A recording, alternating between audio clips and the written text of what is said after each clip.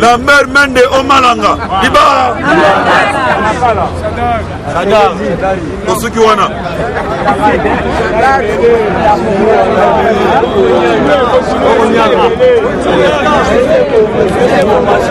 Emmanuel Ramazani Ndakala. Iba.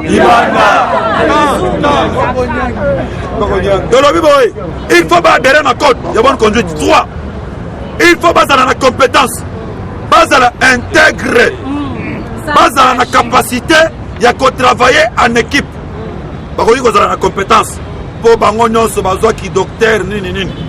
Parce que vous avez la capacité à travailler en équipe. Mais alors que comme bango, il faut baser la intégrer. Yo motolinga qui marché. Pour Nabilonia Kala, Toyebisakio, T, Toboy marche. Pour Toyebaki que mécanisme politique et Kosala. Les autres Zawa. 4. Il faut passer à la bilan de nouvelles figures et des générations montantes. Il peut vivre.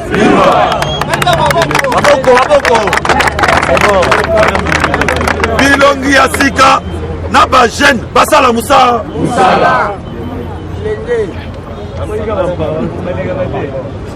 Il faut pas veiller à la représentativité effective et à genre. Ça veut dire dans le gouvernement wana. Basi il faut baza. Libali baza. 6. Il faut pas veiller à l'équilibre géopolitique. Ça veut dire que le gouvernement Yabasoyi, Yabalou, Yabako, Yabanga, les Congolais ne va se retrouver.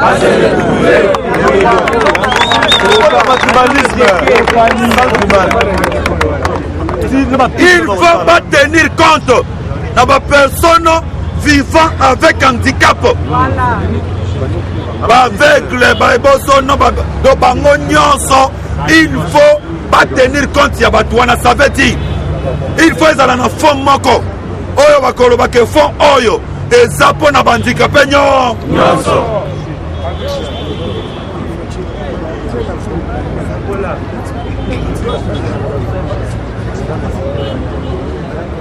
Il faut baser la capacité ya travailler sous l'autorité du Premier ministre et du chef de l'État.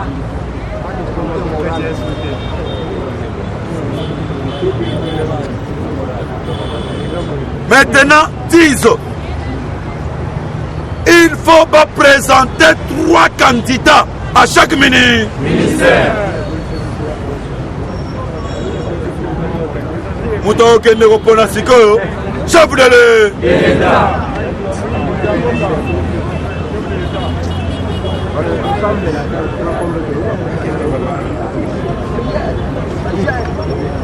Monsieur Tibor Nagui, États-Unis, ceux qui pouvoir les a soutenus dans les États-Unis d'Amérique, ils ont failli que nous bêtes à concert na Kaluka, peine à terre et limosa.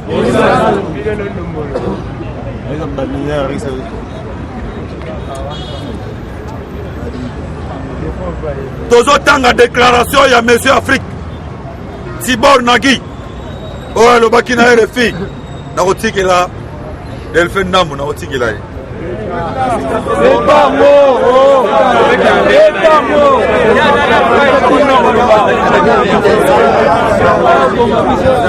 Il peut vivre. Les USA, pas inquiets des 42 postes réservés au FCC. États-Unis ont une inquiétude. Pour lui, M. Tibor Nagui, Félix Tshisekedi fait ce qu'il peut pour l'intérêt de la République démocratique du Congo.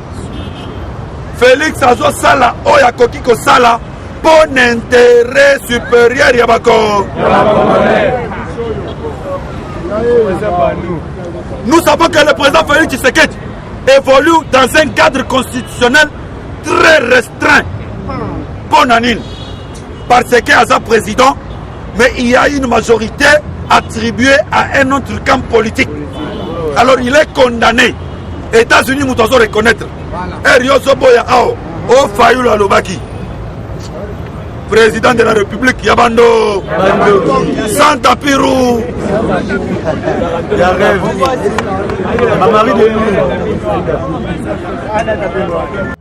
Secrétaire d'État adjoint des États-Unis aux affaires africaines plutôt, a signé que son pays soutient positivement Félix Tshisekedi. Ce serait une chance incroyable que la République démocratique du Congo devienne réellement une république démocratique, exportant la stabilité plutôt que l'instabilité. Nous soutenons positivement l'action du président Félix Tshisekedi, car nous souhaitons que la RDC et son peuple puissent enfin profiter de ses richesses parce que ce pays est le plus riche du monde.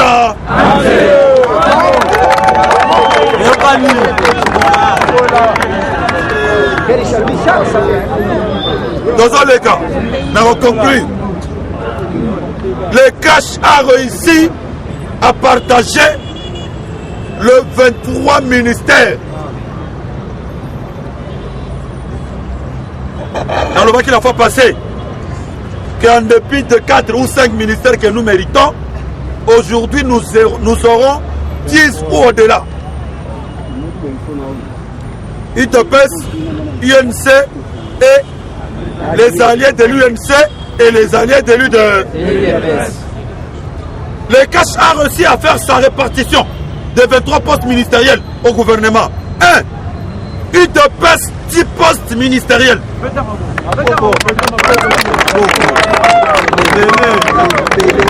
UNC 6 postes ministériels. Et les alliés des deux grands partis n'auront que 7 postes à se partager. C'est beaucoup. Si le gouvernement est en colonie, dans le bâtiment.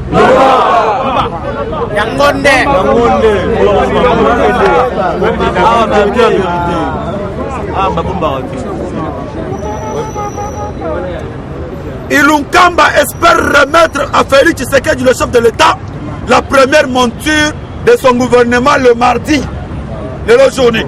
Le mardi de la semaine qui commence, Ilunkamba a kokamata première monture.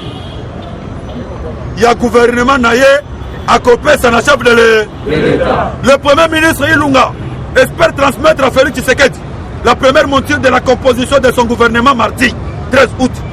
Il a remis ce mercredi 7 août les outils de travail pour la désignation des candidats aux différents ministères. UDPS, viva!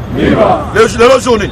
Le mercredi, Kachina FCC, Bakendeki, je parle d'hier.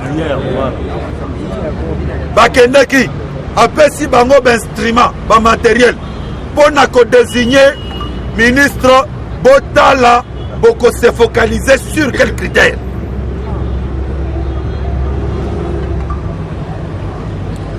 La phase de consultation officielle sera la plus courte possible, étant donné que ça fait longtemps que le peuple attend ses gouvernements. Wana mutazoloba awa ilunga alobi consultation tant oye kozwa et kozala mukuse makasi pour peuple congolais aza kozela gouvernement oyo ça fait plus longtemps. Au début de la semaine prochaine, mardi effectivement, et kozala mukolo ya mardi, nous devrions être à même de soumettre au président de la République la première monture du gouvernement. Ilunkamba za mutu FCC alobi ke akopé sa monture ya gouvernement nanani na président de la République. Il fallait alobake à l'autorité morale du FCC. L'autorité morale du FCC. UDPS, viva! Le Pakistanais, viva!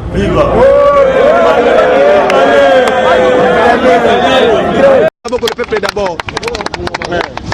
On a Minchoyo, Tibolanda Boé, Otuba combattant. IDPS viva! Viva! IDPS viva! Viva! IDPS viva! Viva! Viva! Viva! Tshisekedi héros national, Félix Tshisekedi. Voilà. La minute au combattant, Yebake. Le peuple d'abord. On a minchoyo, Tibolanda Boy, Otuba combattant. IDPS viva! Viva! IDPS viva! Viva! IDPS viva! Viva! Viva! Viva! Tshisekedi héros national, Félix Secrétaire d'État, élu. Voilà. La minute au combattant, Yebake.